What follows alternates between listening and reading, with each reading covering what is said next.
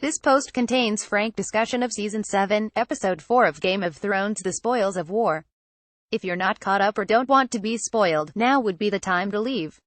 Seriously, I won't warn you again. Skedaddle. Are they gone? Good. That was an incredible episode of Thrones, packed with revelations for both book readers and show watchers. For a closer look at what Arya's courtyard spar with Brienne means for the show, you can go here. To find out the hidden callbacks in Arya's emotional reunion with Sansa, you can go here. And to find out why we're not worried about the fate of Jaime Lannister, you can go here. For the rest, stay tuned as I try to answer 11 burning questions from tonight's fiery episode, starting with that sinking Kingslayer. Should the Lannisters just stay away from water entirely? Looks like it. Tyrion almost sank to the bottom of smoking sea way back in Season 5, weighed down by a pesky stone man. Jaime, however, seems to be sinking under the weight of his own increasingly damaged Lannister his Lannister armor. The last time Jaime was on the water, his daughter died horribly in his arms. So, while everything might work out just fine for both Lannister brothers, maybe they should develop a healthy suspicion of the water, just like the Dothraki. Was King Robert right exactly once? Speaking of which, way back in Season 1, Cersei scoffed that the Dothraki would never make it to Westeros seashores given their deep aversion to sailing. And if they did, she argued, they would be easily defeated, given that they're undisciplined children. Robert, however, argued that only an idiot would face the Dothraki on an open field and, well, say it once and once only, the Baratheon king was right. In Jaime's and Cersei's defense, they didn't choose to fight the Dothraki out in the open like that. It was more of an ambush situation. Still, the show managed to pay off 6 seasons of promising that the Dothraki were a sight to behold in open combat. We got a tiny taste last year during the Battle of Meereen, but it was nothing like this balletic, coordinated attack of stunt-riding, air-swinging screamers.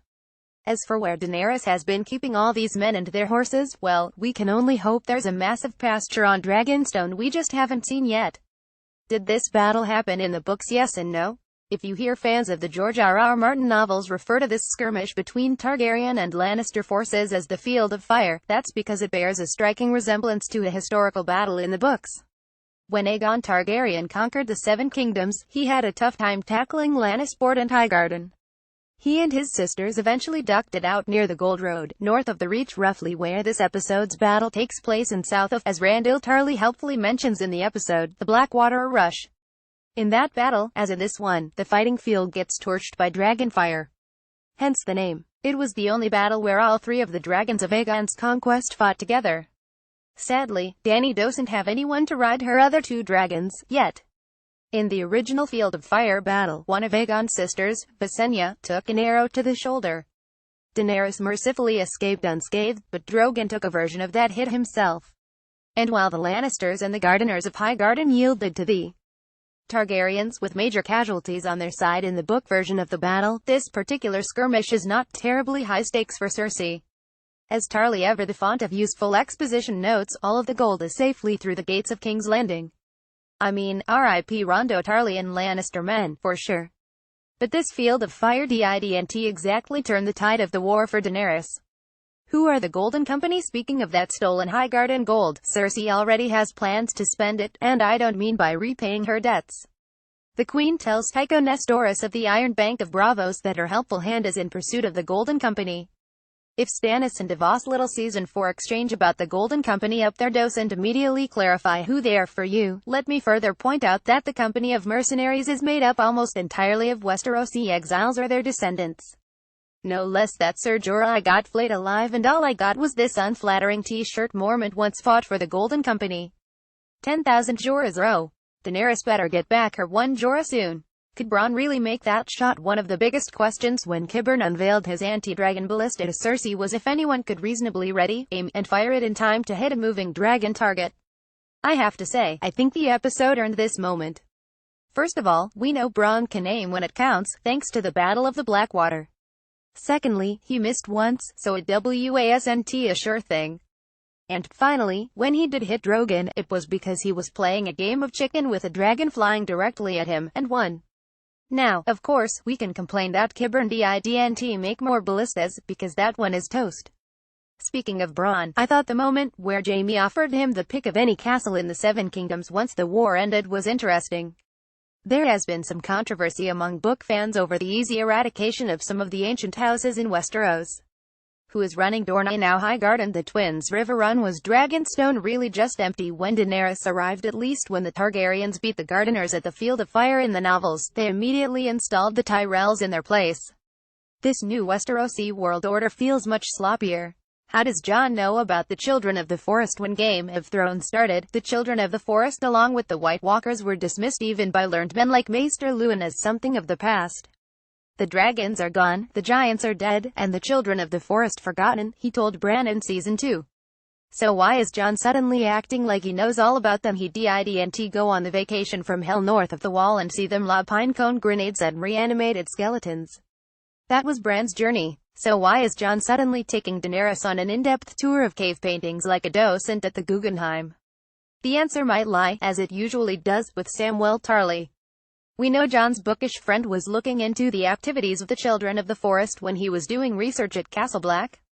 He may have passed along what he knew about them as well as Dragonglass to Jon, just as he did to Stannis. For the record, just in case you haven't done your reading like Sam, the children may have created the White Walkers in the first place to combat the First Men. But then, recognizing the danger they unleashed on the world, the children joined together with mankind to fight the White Walkers. Together, they built the wall. I hope that's less confusing now. What? Sorry, just making a Stannis grammar joke. Do you think Ygritte would mind Jon taking another girl into a cave? To be honest, yes. If you think the girl who once threatened to cut Jon's pretty cock right off and wear it round me neck is smiling down on him as he starts to fall for Daenerys, well, you know nothing. Can we buy Mira a massage? I'm ready to launch a Kickstarter for Mira to do whatever the hell she wants now that she's free of Bran. To be honest, the North could use her help when the White Walkers come. She's one of only 3 characters on the show to ever kill one of those suckers. But if I could buy Mira a plane ticket to a different continent where all she'd do is eat tropical fruit and put coconut oil in her hair and forget she ever met the Starks, I would. Why did Bran freak Littlefinger out? Speaking of that creep, Bran Stark, this week, he used his unsettling powers to unnerve Littlefinger. Bran suddenly and without warning echoed back one of Lord Bellish's most famous lines from Season 3, "Chaos is a ladder." This is like that time Melisandre told Jon he knew nothing. Creepy. Bran also just established himself as highly dangerous to a man like Littlefinger, who likes to keep his secrets. Now if Bran could just access more useful information like the fact that Littlefinger betrayed their father and less Reapy-adjacent information, that would be dandy. Why did Littlefinger give Bran that dagger? I have no idea, dude. Here's the dagger that almost killed you. Thought you might want it as a memento. Littlefinger usually has better social intelligence than that. That being said, there is plenty to say about the dagger.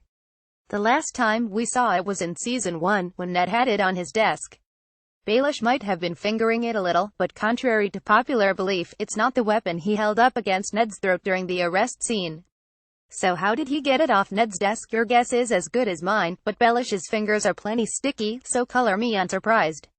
The point of all this nonsensical behavior on the part of Littlefinger, though, might just be the show bending a little to put a Valyrian steel blade in Arya Stark's hand. She's always wanted one. Now that Arya is back at Winterfell, surely Jon will draft his capable little sister or cousin into the fight against the White Walkers. The notion of Arya Stark with a nice bit of Valyrian steel in her assassin-trained hand is a delicious one. We learned seasons ago, when Jon Snow fought the Battle of Hardhome, that Valyrian steel is one of the few weapons that can actually kill a White Walker. The other, Sam and Mira would remind you, is Dragonglass.